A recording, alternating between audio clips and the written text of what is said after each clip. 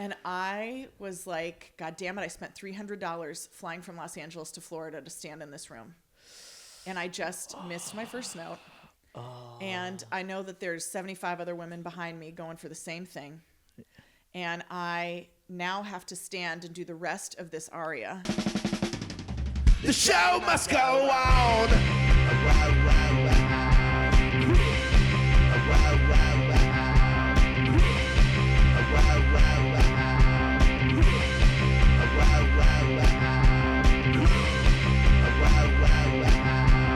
Even if the show goes wrong, the show must go wrong. I have my lovely first guest here, Steph Deprez. Woo! Woo! And point of order, my name is actually Steph Deprez, but I don't tell anyone that because it's easier to find me online if you hear the Z when people announce it.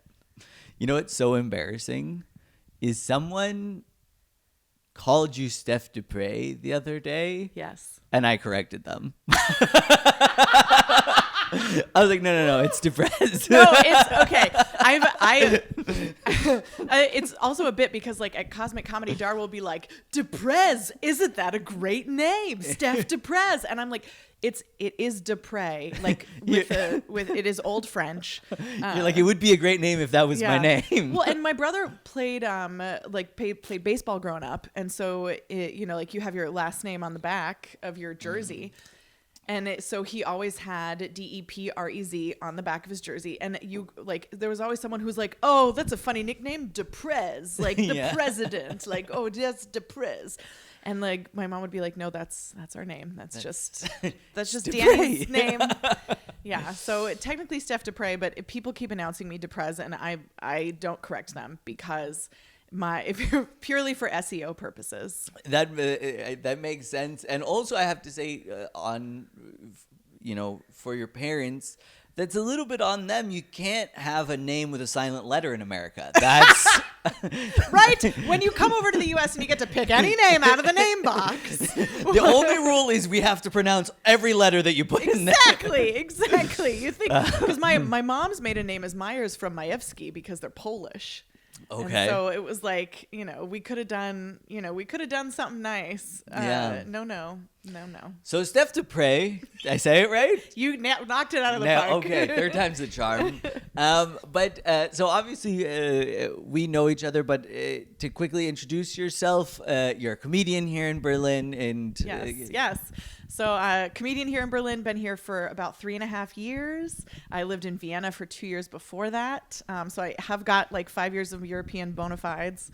I moved here to sing opera, and that was the basis of going into comedy. I used to teach high school once upon a time. Okay. And when I was teaching high school, I was invited to be the drama teacher because I, quote, gesticulated wildly. At least that's what the principal said when the drama teacher, before me left. He was like, you be the drama teacher. And I was like, what? And then because of that, I got the school district that we were in, which was Palm Springs, to pay for me to do professional development as the drama teacher. So I immediately applied for and did the Groundlings professional class course number 1. Okay. But at this point you had already been doing opera, or? My undergrad degree was in opera, and I did not have a good experience in undergrad with music. And I was like, oh, I hate this. I'm going to teach high school and then be a TV writer. Ah, okay. And so then you got yourself into Groundlings. Yeah, I did that on Sundays. I drove and did the Groundlings. And then I was like, actually, why am I teaching high school? I never want to do this. So I moved to LA and Cut out the middleman. Yeah. Although I will say 4 years of teaching sophomores was the best boot camp for keeping your cool while doing crowd work ever. That is a tough audience. Yeah. My first day ever teaching, I was 22 years old. A 16-year-old looked at me and said, so have you ever had sex? I froze. It was no one can do to me what Jake Ashton did to me. on the first day of school of my teaching career. Okay. Yeah. So he's a great kid. He went on to go play football at Berkeley. Yeah. So go Bears. Okay. So, And everybody knows, kids who play football, great kids, all of them, very good, the best of the best. Oh, he was great. He figured it out. He was just He was just a little rapscallion who was Yes! trying to rattle your cage on the first day. Yep, And yeah. sounds like managed to. Right. Well, I was like, I can either be terrified of these teenagers, or I can just decide I'm boss and like lean in. And I was like, well, you'll never know, and like moved on, and it was terrible. Yeah. But yeah, so I moved to LA, and that's when I started being very intentional about comedy and opera. Because I was like, I'm going to either write for TV, be an actor, do opera, be a comedian, or what was my last one? I don't know, or go into development, go into TV development, working for a production company. Yeah. I was like, one of these 5 is going to hit, because I've got degrees in film production and I've got a degree in music. Famously the best way to set yourself up in the United States for success. Go into the arts. Truly. Leave the stable teaching job. No. The one where you're vested with a retirement. No. But I was teaching voice, I was taking voice lessons, and I was studying at the Upright Citizens Brigade, UCB, and doing the groundlings, track, and the voice teacher said, have you thought about going to grad school for opera? And I was like, oh, okay. Well, revisiting it after 5 years is actually, I enjoy it again. Yeah. And that's also wild that TV writing, development, comedy, acting, opera. I would think opera is the bottom of the list of what would be this is what all This makes the most sense. Well, it's funny if comedy is one of your options and you're and that's not even the craziest. Right. It's hilarious how the backup career for opera was comedy. Yeah. What? But so I went to UCLA. I did 2 years for a master's degree, and then I decided to move to Vienna to study with a woman I'd met in Los Angeles. And she was like, if you can get to Vienna, I'll take you as a student. Meanwhile, I was doing comedy gigs in LA. I never. What are you doing for money at this point? I was a teaching assistant at UCLA. Okay. So that covered my. And I was also the music director at St. Timothy's Catholic Church on Pico next to Fox Studios. So stop bragging. Yeah, if you're in LA, you know exactly where that is. You've driven by it. I was the music director there for 3 years. And then I was also a tour guide at Universal Studios Hollywood on the weekends. And so all summer, I was a VIP tour guide walking people through the studio and then taking them to rides. And then the Wizarding World of Harry Potter opened while I was there. So we were the first guides to bring people through there. And yeah, so those were the jobs. Those were the jobs to and what is what do you do? How do you study opera? Okay, this is great. Oh my God, Pat, do you have any idea how long I've waited for someone to ask me this question? Well, it's just because to me, I'm I know that you have to, you from your act, I know you've learned some Italian and German and all of these languages for the songs, but if the thing is singing, what do you do besides sing? Okay, so a lot of it is being alone by yourself in a practice room. And if you are learning an aria, you have what's called quiet work, where it would be you translate it from Italian into English, and then you rephrase that into English that makes sense. So quando me vo, when do I walk, and then when I am walking. And you do that for everything you're singing, which takes a lot of time. So you're learning languages, you're learning, usually if you're going to grad school, you already know the International Phonetic Alphabet. And so you're putting everything into pronunciation, you're saying it quietly and slowly, you're saying it perfectly in rhythm, you're making artistic choices based on what you know about the composer, where the venue that you're going to be performing it in. Is this Mozart, where we have a million pieces of information for how this should be performed? Is this a new piece of music that I commissioned 3 pieces to be written for me for my master's recital from a composition student and named Justin Burchell with poetry from my friend Hannah. And it was phenomenal. So I was like learning new music that no one had ever heard before and like sitting at the piano teaching it myself. So that's one half of an opera degree. And then you have the actual technical singing. So that's you working with your teacher once a week, which is your technician, which is how are you standing? How is your vertebrae alignment? Where is your tongue? How are you going to put your tongue for a B flat versus a G above the staff? Are you lowering your soft palate? Do you actually, if you're doing a German like versus American O, like how are you going to manipulate where your tongue is in order to make sure that you are getting the most the most that you can out of the overtone series, regardless of which vowel you're doing. So it's a lot of linguistics. And then, oh, by the way, you have to do that with like passion, emotion. You have to understand what you're saying, and it all has to be legato. So it's all completely connected, unless you're making a choice to break that up emotionally. So it's your language learning. It's crazy control of your voice and breathing and whatever for the musicality, and then just sprinkled on top of that. Oh, by the way, this is a 100-year-old piece of art that is steeped in emotion that you need to also be communicating besides all of this technical stuff. Just do that. So comedy is easy comparatively. Actually, I think the parallels to me just get brighter and brighter the more that I do comedy.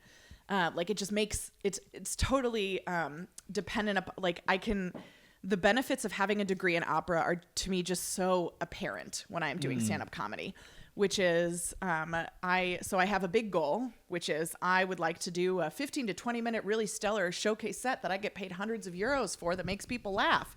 But in order to accomplish that, my daily work is the minutia of the difference between 2 words in phrasing a joke that I'm going to do 15 times at an open mic before I do it in a showcase, which is identical to opera.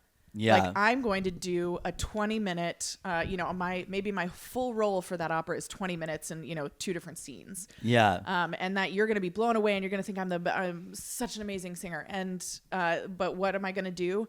I'm going to be quiet and alone in a practice room going like,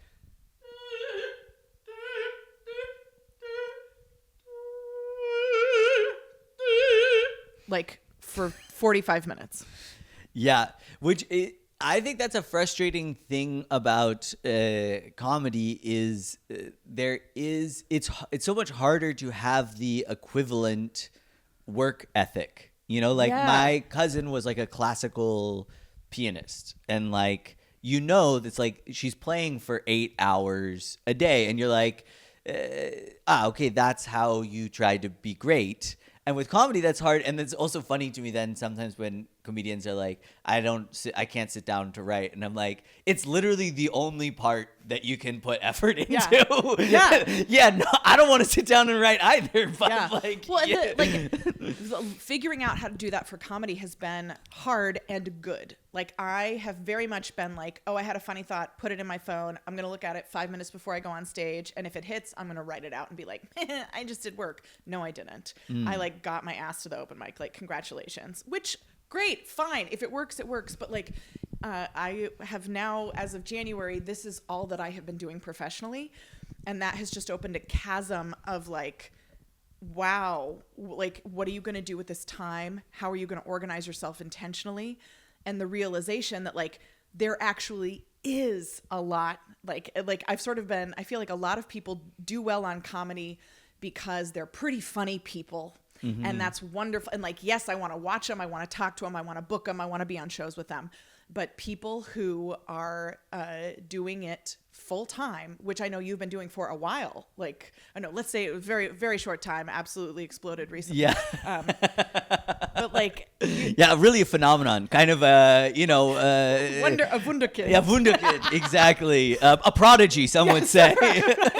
Can you be a prodigy at 35? I think so. Let's call it a prodigy. It's fine. But I feel like now that there's space, really realizing what I can be doing in my life to be better at comedy are things that I did not expect to be necessary, like being quiet for long stretches of like I like getting up in the morning and just sitting with coffee and not listening to anything, not putting anything on, no news, putting my phone in the other room and putting it on a timer to like wake me, like sort of, but being like, no, I'm going to sit here and be quiet because I'm going to be able to write jokes and think about things better later. Or like actually maybe doing yoga or going on a run isn't like something fun that I'm doing for my body. It's like, no, this is brain grease in order to write a joke later. Like maybe I get up early. Like I have been starting to get up earlier now than I did when I had a full-time job and was doing comedy in the evenings, because I'm like, comedy is your job and you are going to be better at approaching the world and the thoughts that you're having with a structure that starts earlier in the day, which I didn't expect. Yeah, that is and I also I feel like for myself I have that where that I have energy all day to do like admin or edit videos but my window for creativity is like if what, like I was talking to somebody about this last night. It's like I was like, I write with pen and paper, and he was like, it's so like you can't keep it organized. And I was like, yeah, but if I'm on my laptop writing and then I think, oh fuck, I didn't message so and so back, and I'll just message them real quick. It's over. Like there's no that like I can get back into it, but the flow is totally having a piece of technology to work with is just like asking for scope creep for whatever that activity is. What's scope creep? Oh, like it's from copywriting and like website design when people ask for something and then they just keep asking for more and more things. Okay, well, thank you for bringing up a relevant term on the podcast. No, I'm joking. No, but like I feel like if I sit down to do admin for comedy, like I'm gonna write out all the invoices and make sure like what has been paid and what has not been paid. The minute I'm on a laptop, the things I'm quote unquote doing on that laptop, like the scope has just gone like, oh, actually now I have WhatsApp, so I'm gonna respond to this, and oh my god, how is my YouTube video doing that like, and it suddenly all the things we're doing at this laptop have just like ballooned, and I'm like, no, I'm supposed to be tracking invoices. And so I'm a big fan of like sit down and write with a pen and paper, because like that you can't have scope creep on the thing in front of you when that is all that is in front of you. I find bad gigs very interesting. And I think like not spoken enough about within the art scene. So as I told you before we started, I do want to talk about this with opera, but let's start with comedy, because from what I've heard from other comedians, like the LA open mic scene, like to start in LA where you have to drive everywhere, I imagine sit around waiting for hours, I'm sure you got worse heckles than whatever Jacob brain damage said, kidding, Jacob, we love you, but like so what was that, what was your experience starting with shows, actually can we start with like what was your first open mic that you went to? Okay, first open mic. Had you already done the Groundlings? And I am gonna let you answer one of these questions eventually. So I did the Groundlings first. So the first thing I ever did was go on Melrose fighting everybody for parking, although you could park for free on Sundays, and do the Groundlings. And there's actually people from my Groundlings class in different ways who like I will recognize on national like commercials. Yeah. And like, oh, there's Carrie. Like that's, which is just fun. Which happens in LA all the time. He got foot fungus? Yeah. That's so good for him. Yes, oh, that's a killer national campaign. Yeah, it's super fun. So that was my first foray into comedy. And of course, in LA, everything is sort of done on a barter system with cool points. Like what do you do? What do you have? What are you going to remember me for? What are you worth to me? Which once you understand, you can acknowledge, let go, and have a great time. Like I people don't like Los Angeles. It's my favorite city that isn't Berlin. And they feel so similar to me. I love people in Los Angeles, and this is the same vibes as Berlin, because it's people who have left their home because They wanted something bigger. They had a ridiculous dream. They stood out and they were uncomfortable where they grew up. They wanted to be in the middle of it all, whatever that means. And I loved being in LA because everybody was kind of like the person in their hometown who had the most chutzpah. And I feel like Berlin is that way. Like, yes, you have sort of this idea of like everybody just comes to do drugs and never grow up. But like you also run into people like you, like most of the other comedians, like the entire group of opera singers who live here. They're people who work really hard at their craft, who have given up a lot because they want to be in the middle of it. And that to me is always exciting and always worth respect. And so I even though, yes, LA is sort of like where hope goes to die a lot of times with creativity and dreams. But it's also just like, so my first show, I had done VIP tour guide training with a guy named Mike Cetera. Who I think is still in LA. And he was like, he said to the training class of the 13 of us, I host an open mic at the Haha Cafe on Lankershim. If anybody you want to do this, because everybody who's a tour guide at Universal is also a comedian and a writer and, and an actor. We're all actors. So I was like, yeah, I want to do that because it was the age of do everything. And so I showed up. I walked into the bar, and on a little notebook you could write down your name and if you wanted 5 minutes or 10 minutes, and then you would pay $5 or $10. And so I was like, 5 minutes, here's my $5. And then you got one drink ticket, and then you walked in and you sat down, and you waited another hour for everybody to get in. And then you would write your name on a piece of paper. They would throw it in a bucket. And then, so maybe there's like 20 comedians, no audience. Yeah, of course. And then they would pull out a name, and that person would go up and do their bits, and then they would leave. And you would just pray not to be towards the end so that you could have some audience. Oof. And how was the first one? Like when you got off stage, did you feel like it went well? Did you feel exhilarated? Did you have the bug? Were you like, that was terrible? What is everybody talking about? Here's the thing. I'd spent 4 years standing in front of groups of people talking about things they may or may not have been interested in. So the act of standing up in front of people and telling a story, nailed it. Didn't even think twice. The content, that I had no idea how to judge. And because nobody's laughing at anything, because everybody's like stone cold sober comedian. It's a Monday night. Like, I did have a guy, I forget his name. It's a bummer I forget his name. He came out, he's probably in his 40s. And he was like, hey, can I give you some advice? Because I did say like, it's my first time. Yeah. And he came up to me, and I don't think it was ever like, it was never creepy. It was not creepy because I saw him a couple more times, and he was always like respectful and chill. But he said, what you did up there was not comedy. It was storytelling. That was the Moth storytelling hour. For comedy, you need to have jokes, and they need to come in quicker succession. And he was right.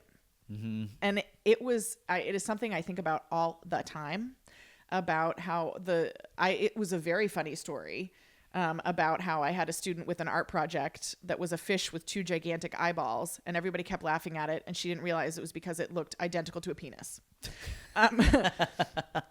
They called it penis fish, and she didn't get it, and then she drew a picture of it on the board for me, and I was immediately like, she just didn't get it, but it was a wonderful piece of theater to like share the full story. But it was a story. It was not a joke. There were no jokes in the middle. So that piece of information was, I think about that a lot because I am a story comic. Like, I want to tell you about the guy who tried to sell me a refrigerator on Tinder. One of my like first and best jokes. And it took me a while to punch it up by putting in like actually, and this was so years later I did a open mic at the Comedy Works Denver when I was home in 2020, right before everything fell apart. And at this point you've been doing comedy for 3 or 4 years in LA or something? No, I'd done it for 3 years in LA and then moved to Vienna, and I was based in Vienna at that point. Okay, gotcha. And then I come back, and I did my little 5 minutes, and I got in because I was special and weird and from another place. So I got the visiting comic sort of special graces to go on stage. But at the very end, the guy running the mic, I forget his name. Once again, I'm a bummer. But he said to all of the comedians who'd gone up that night, he said, you guys did well, but we need more jokes. And one thing I suggest is writing everything you say word for word out by hand and underlining every time there's a laugh. I imagine this is from some book somewhere. Like, I don't think this is necessarily original thought. And he's like, every time there's something that could slightly be a laugh line, you underline it. And if in a college ruled notebook, it isn't every other line, you need more jokes. Like, they don't all have to be a punchline, but you need something that's funny every other line when you are talking, which I had never... like that had never been put in my brain that way. I was like, well, I'm just funny and entertaining. When I tell things, people are just going to naturally enjoy what I'm saying. And then I'm going to have a punchline, ba-bam! And it was like, oh, I have to be so intentional. It's bulletproofing my stories by putting little mines of like little explosive baby jokes, just seeding it with all these moments that on a good night, every single one hits. On a bad night, it keeps you alive to get you to the punchline. Yeah. And that was so like those were the two. It was the first time when the guy told me you can't do storytelling, and the second time when a guy literally gave me the tools to ensure I wasn't doing storytelling. And that was but the first gig was fine. I don't even remember it. I just remember being like, someone talked to me afterwards, so I must not be like dog shit. Yeah. So what drew you into the so you were doing some comedy in LA, you get to Vienna to do opera essentially. So why, cuz that's the thing that fascinates me generally, is people who are doing comedy as hobbyists, because it's like, it feels like if you're just doing it every once in a while, it's hard to have soul crushing. It's really. soul crushing. It's all the bad part and none of the good part. Yeah. It's a kind of a thing that feels like it demands a certain level of obsession to it. So how do you then, when you're in Vienna, be like, oh, okay, I also want to start doing more stand up again? Yeah. Well, so in my mind, that was a differentiator for opera, is that like, I am an opera singer, but I'm also like funny and cool. Like, it was this thing where I could be in a room of opera singers and it would be like, oh, what else do you do? And everybody's like, oh, I teach piano. And I would be like, well, and I do stand-up comedy. And it was like it was a piece of my identity that allowed myself to differentiate from the cattle call of singers wherever we were, which was a way to keep my identity afloat in the world of opera, which is no one is successful. Maybe 20 people in the United States make more than $60,000 a year singing opera. It's just, you're never going to, it's just not a thing. You either have to come from wealth or have a wealthy spouse. That's it. Like, it's, unless you're in the chorus of the Metropolitan Opera, in which case you're making a good wage, but also you're having to live in New York City, which is very hard. So like, I would cling to the identity of, I did stand-up comedy. I went to the Groundlings. I did Upright Citizens Brigade. I've been like, the first time I got paid to do stand-up comedy, I got 15 euro in Vienna. And I texted Mike Cetera, who I hadn't spoken to in years, and I said, I just got paid. Thanks for giving me a shot in 2016. Yeah. And it was like, doing it casually. Like, why would you do it casually? Because when you tell other people that you're a stand-up comedian, you're not bullshitting them. Yeah. And so I get to Vienna and I'm like, oh, there's a scene. I've got a leg up. First of all, I'm a woman. You want me on every lineup. Second of all, I'm a native speaker, which is great. Third of all, I'm coming from Los Angeles, which is like even though it's baloney, it means something to people. Yeah. And so I was like, with those three things in my pocket. Well, and not to mention the opera thing. Like, yeah, I didn't even. That one cuts, like you were saying, like, oh, it makes me interesting in a room full of singers. I'm like, and it also goes the other way when you're in a room full of comics. You're like, and I also do opera. Right. But in my mind, I was like, okay, now I'm gonna see what's up with the comedy scene here, which shouldn't, like in your mind, you're like, why would there be a comedy scene in Vienna? But there was, and it's only gotten bigger. And I realized very quickly that I was running into other people in a similar position of being an immigrant and like fighting with the Ausländerbehörde and trying to get a Meldetzettel, which is Anmeldung in Austria. And like I was like, oh, okay, like you're from Sri Lanka and you're from England and you're from Israel. And here we all are trying to do stand-up comedy in Austria. Yeah. And the ridiculousness of that, I think, bred like a kinship that was just really addictive. Like I wanted to go to these shows and see these people and be like, especially as someone who's like a a white girl, I felt like I was getting outside of myself and my bubble when I went to go do comedy with people, none of whom were like me. And that was important and attractive, and it made me feel like I was doing more than just going to the practice room, going to the place where I was teaching English, and going to see my voice teacher. Yeah. It was like, I need to get, like, so I want to have a different experience of a reality that is outside of the perfectly curated world of opera here in Vienna. Yeah. No, that makes a lot of sense. And it is also, it's interesting. Like, I haven't thought about it recently, but the things that put their hooks in me about Berlin, and when I came here and did comedy for the first time after having done a long break, was I knew what it was like in the States, and I was like, this is insane that there are audiences for beginners. And and as someone who already at that point at 29 was like, I'm behind. So this could be a hack to speed things up. Is like, I think you could find your voice much faster if you are listening. People do not realize the gift of doing stand-up comedy in Europe. I'm going to get on my soapbox for a minute. Yes, but let me finish my point, and then I'm going to give you your. But the other thing that is exactly what you said that I completely agree with was I was used to doing it in the States, and especially in San Francisco, it's like every dude works in tech, and it's just like the same type of person. And then you come here and you're like, it's people from all over the world, but it's also like experiences from all over the spectrum in a way that it makes it actually kind of interesting or bearable to sit through these open mics. Now I want you to get on your soapbox about the audience thing. Like, Patrick, you like nailed it. Like, this is the thing about stand-up comedy in Europe, and I've said this to every single comedian in the scene, and I'm going to say it again, which is you will learn more in a 2-hour open mic in Berlin than you will listening to NPR or the BBC for a month about geopolitics. Because you are going to see people from wildly different backgrounds, from completely different countries, talking about things that they share, which is dealing with Germans, and things that they don't share, which is, here is the history of my people.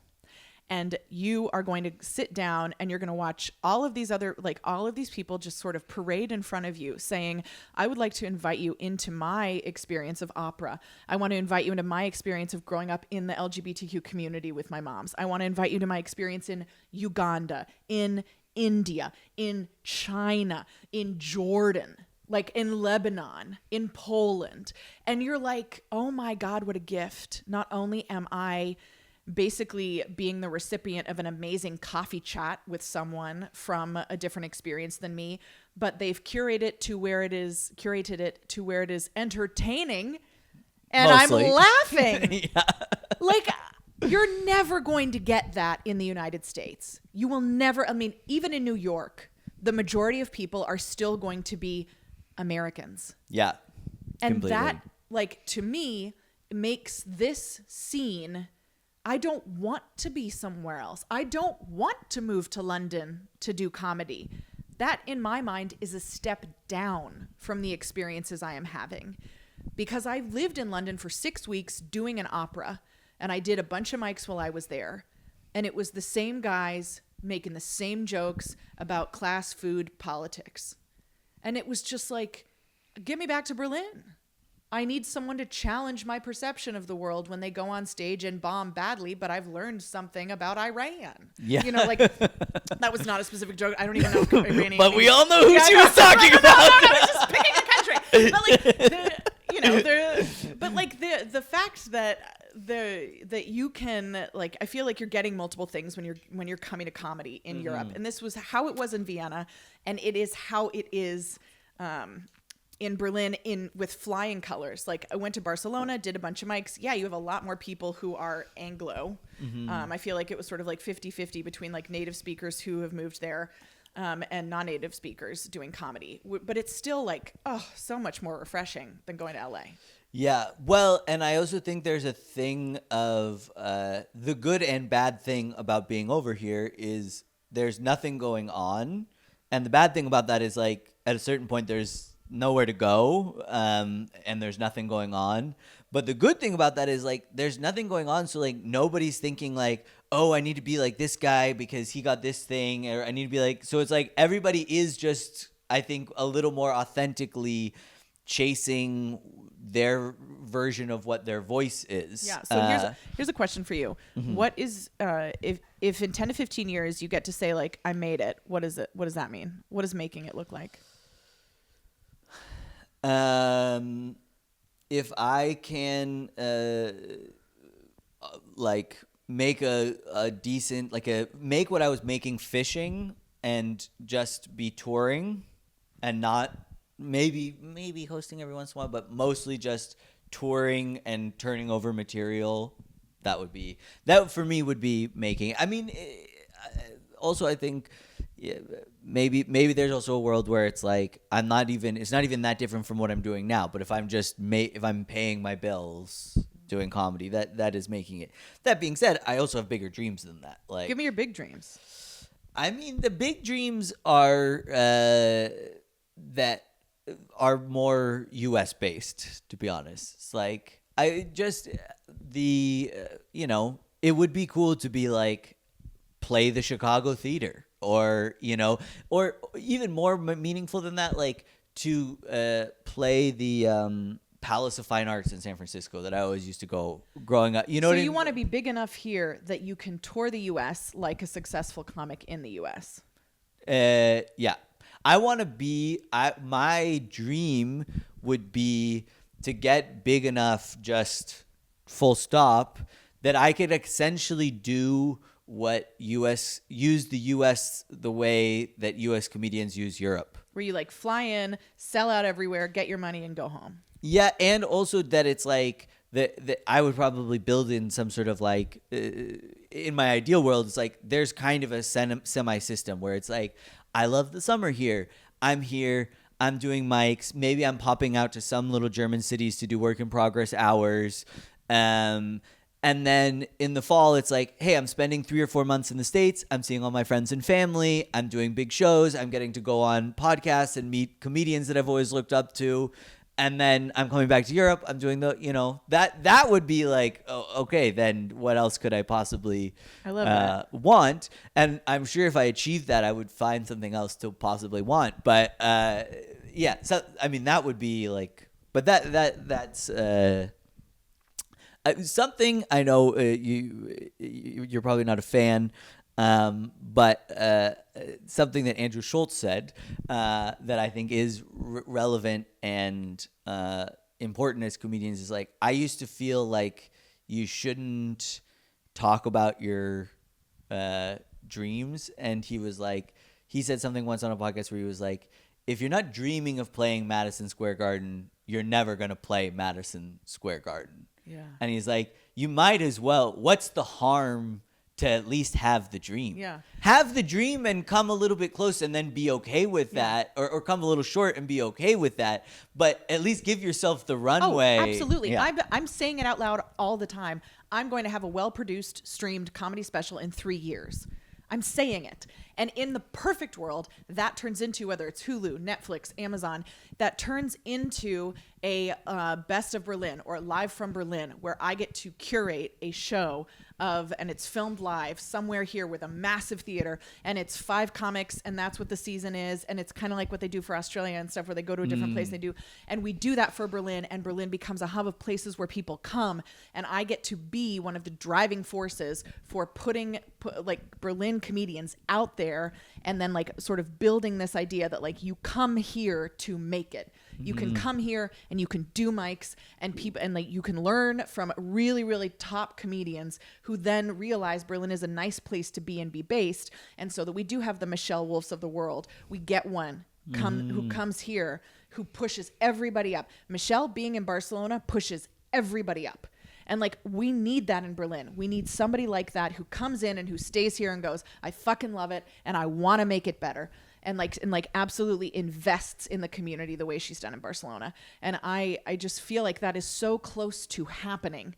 And one way that it could really, really happen is if we had some sort of outside streamer come in and say, let's do every 3 months we're putting up another season of Best of Berlin. Yeah. And we're selling out those shows. And then every single comedian has a goal for what they're grinding for. They know what they want their best 15 to be for because they know that another season of Best of Berlin is coming and they want to be chosen to be one of the English comedians who goes up on that. And yes, it is only in English. Yes, they have them in German. I want an English one. Yeah. Yeah. No, hey, I mean, preach, I think. And you do make a good point. Also, I would say it's like, I would also like to see the scene flourish more and have it become a thing. Me first. But no, but I think one interesting thing, I mean, we've talked about this before off of the podcast, is like, I do think there's sometimes I have the feeling that it's like something special is happening right now that we can look back on and be happy to have been a part of. And I know this podcast is turning into me just saying other things I've said on podcast or heard on podcasts. But a part of that is, I'm sure you know Ezra Klein. Mm-hmm. And I do. I like immediately see him leaning forward. Yeah. But he's been on this tour with his new book. And one of the big things they're talking about that is housing. And he did this really great speech on one of those where he was talking about like all of these big moments, like the way that Moby started producing electronic music is like he was squatting in this place in New York where there was like affordable housing and there's all of these stories in arts that basically all come back to housing. And when he said it, I was like, that's also Berlin.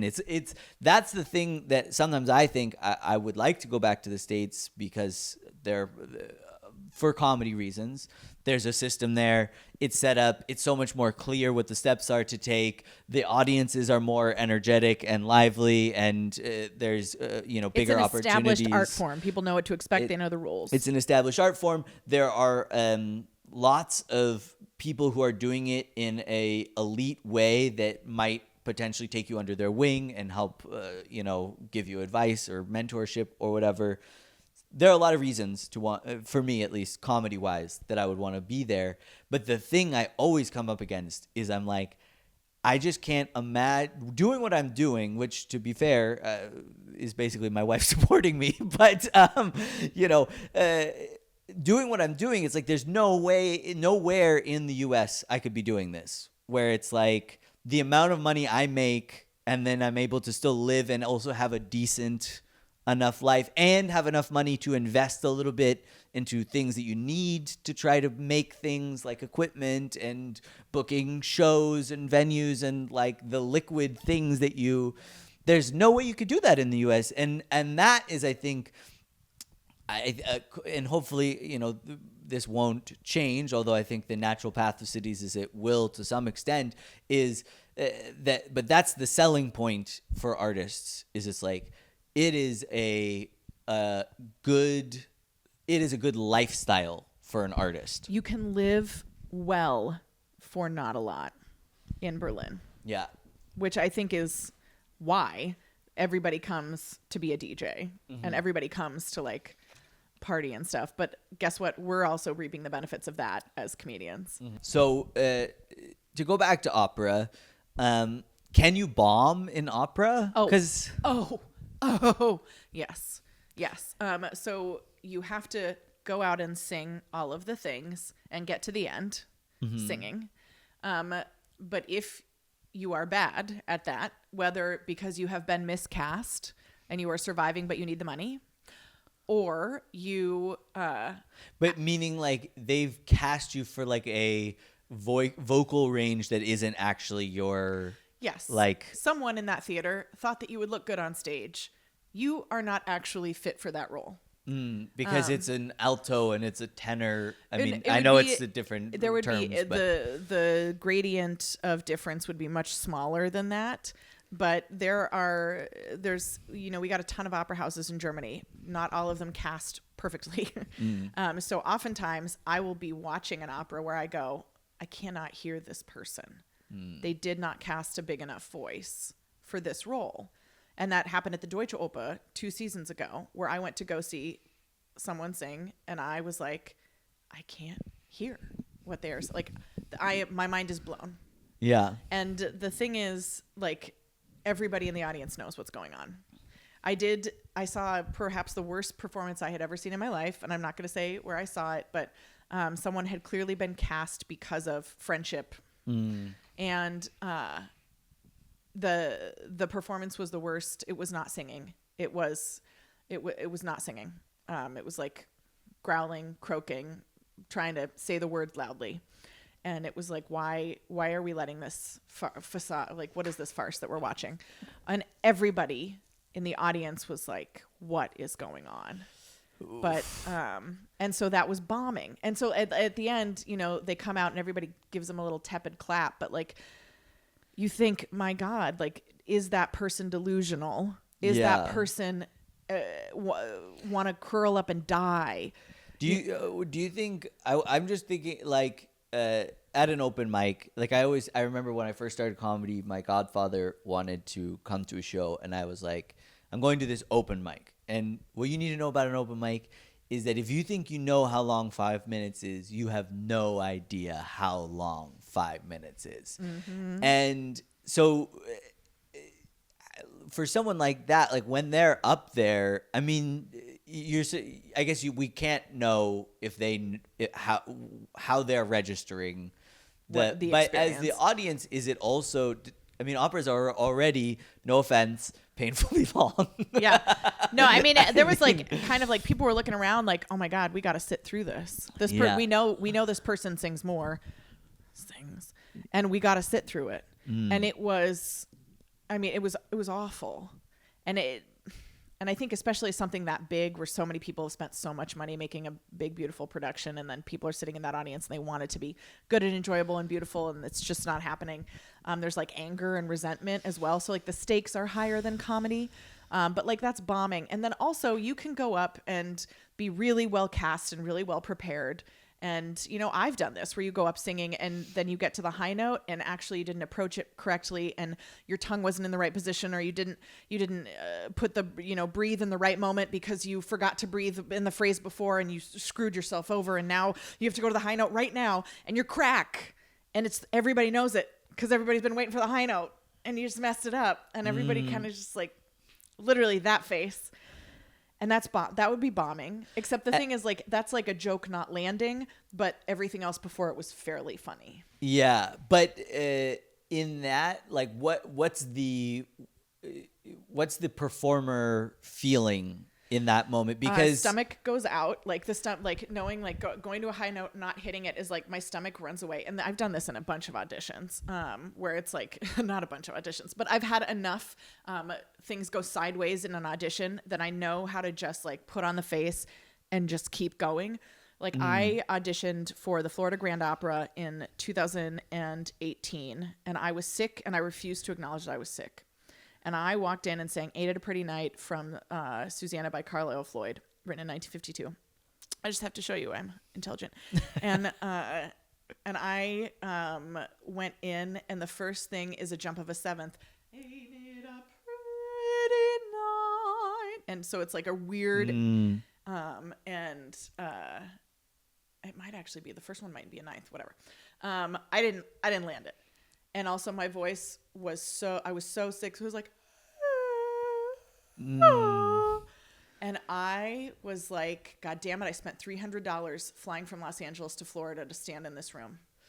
And I just missed my first note.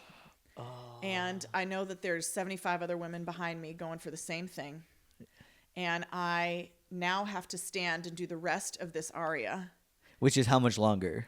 4.5 minutes. Okay. Yeah. And everybody knows I'm not getting it. Yeah. But I have to get through this. I'm not going to stop. And so I kept like singing and trying to phonate through.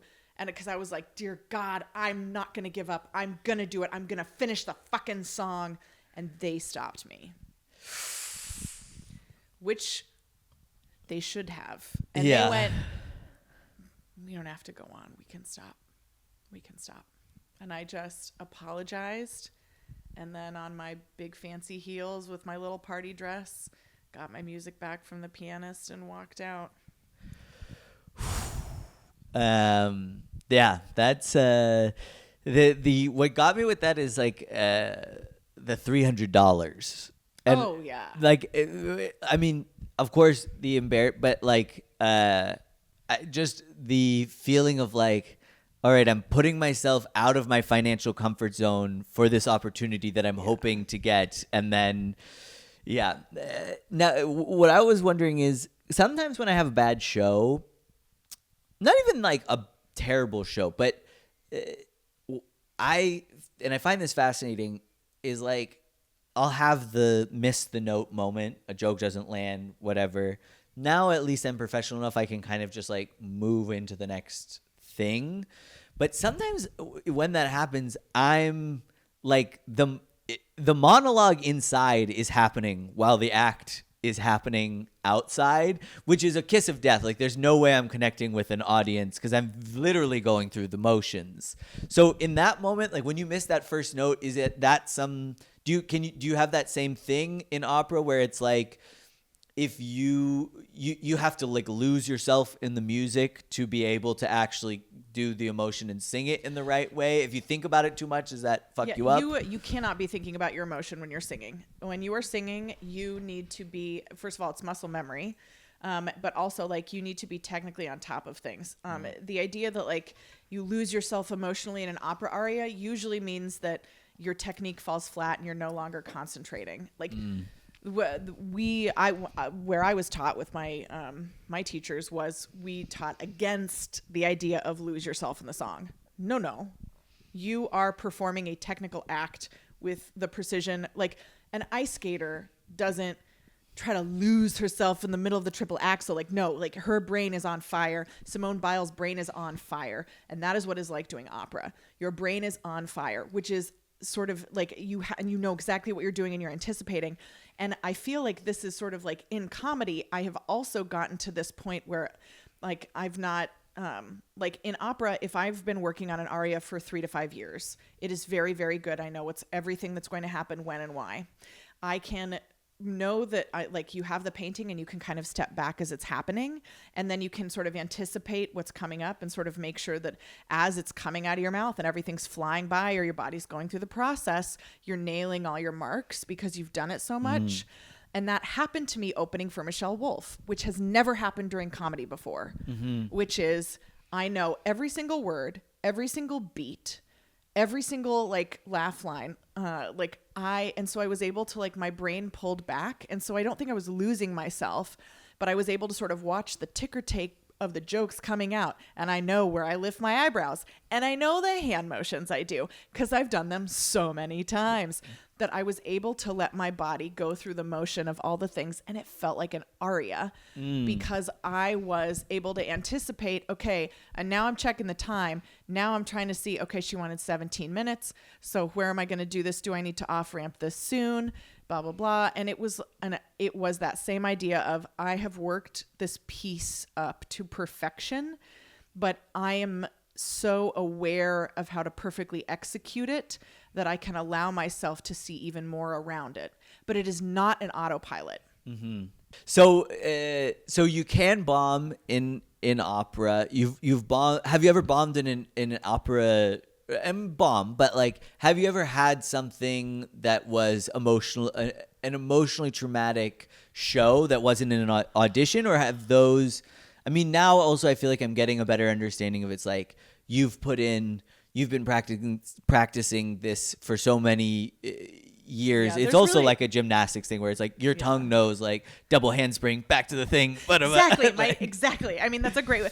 Yeah, there's less bombing in opera for me personally and for anybody I know, because if you're going on stage and doing it, you have practiced it a million times. And like, I'd sung that aria that I sang in Florida a million, like, you know, probably 350 times before I did it in the room. And I was too stubborn to let myself be sick and not be able to phonate properly because of the gunk on my cords. And like, I made that choice to go up and bomb as an unprepared person. Like I'm not prepared enough to be able to check myself. What I was going to say also, I was wondering if like a difference is like, I think one of the things that hurts about bombing with comedy is you're like, here's like, this is me. Like, here's a little, like, this is my special little thought. What do you guys, and then people are like, no, what? Yeah. And so I was going to say like, oh, with opera, it's like, it's not your thing, but it is your Actually, voice. I would say it's even more vulnerable. And I would say as much as comedians are ridiculous, anxious basket cases, opera singers are more. And I know that might be very hard to believe because there is nothing more anxious than a stand-up comedian. Yeah. But let me introduce you to an opera singer. Yeah. I just hang out with completely maladjusted, worried, but like, because when you are singing, maybe you could maybe change your jokes. You can't change your voice. Yeah. And so when people go, I don't like how it sounds. That's it. Like, you know, I mean, yes, there's different technical things. And you can also, an opera singer's favorite thing to do is tell another, or like think to themselves what another opera singer needs to do differently. Like, oh, like, you know, like she really needs to raise her soft palate, or like, why does she have so much tongue tension? I can hear the tongue tension. So like those are changeable things. But for a singer to be like the most, it's the Little Mermaid thing. It's like, this is the most personal identifier I have, and I'm sharing it with you, and it is the most precious gift I could possibly give, which is my literal voice, the sound my vocal cords make, and you are rejecting that. Oh, yeah. Wow. There is really nothing else for me in this world. I'm going to go move to the middle of nowhere and be a carpenter. Like that. Yeah. But I feel like there is sort of like the vulnerability of like, yes, but you can write new jokes. Yeah, that's true. You can. There's something you can do if people don't like your jokes. If people don't like your voice, it's like, whoopsie daisy. Yeah. So I feel like at the beginning of comedy, I was really like, no, like I want to be good enough that I can win over any audience. And now it's like you also just realize sometimes just like, maybe I just didn't have it tonight, or also maybe they just didn't like who I wasn't what they wanted, and that doesn't make the show bad. Like, I have all these other good shows to prove that it's a good show, you know? There's a new thing that a friend has said to me that I think about all the time now, and it is applicable for comedy. But I was like talking about how frustrating it is auditioning for opera, because there's a very particular type of person who listens to every audition, and who is usually the person who the casting director at opera houses. And I could describe them, but it would not be very kind. So if you're an opera singer, you know exactly the type of person I'm talking about. And I was telling this to a secular friend who doesn't know, come to comedy shows and operas, but is in neither world. And I was talking about auditioning, and then also doing a stand-up show, and having all, 3 girls had come to this show by themselves because they wanted something to do, and they just moved here, and they just, and they all individually came up and said, thank you so much. I had a great time. And I could can I follow you on Instagram? And I was like, oh, they want to be my friend. Yeah. And I'm like, I love that. I love friends, but I was, and I was telling my normie, secular friend, she's not normal. None of my friends are normal, but about the frustration of being able to perform in an audition for the gatekeepers of opera, and they see nothing. And then I perform for a crowd in a comedy show, and I have women similar to me go, thank you for giving me a space to feel comfortable and to sort of like be able to take up space and feel present, in so many words. And how frustrating it is to then have to walk back into the opera space. And my friend looked at me and she said, babe, they were never your audience. And that, I was like, oh, that's right. They aren't. And that's the question that I think about a lot now is, who is my audience? who do I want to be my audience? And I should just go find them. So the idea of I'm going to win over everybody. No, I am not. I am absolutely not going to win over everybody. But I know who I want to win over. And I'm going to continue to play to them. Yeah. And I actually now have written out, babe, they were never your audience. And I see that in my, like, when I wake up. And it allows me to, like, let go of some of the opera stuff. Because it's like, this is being gatekept by people who I never wanted to perform for anyway. Yeah. Like, I don't care. Yeah.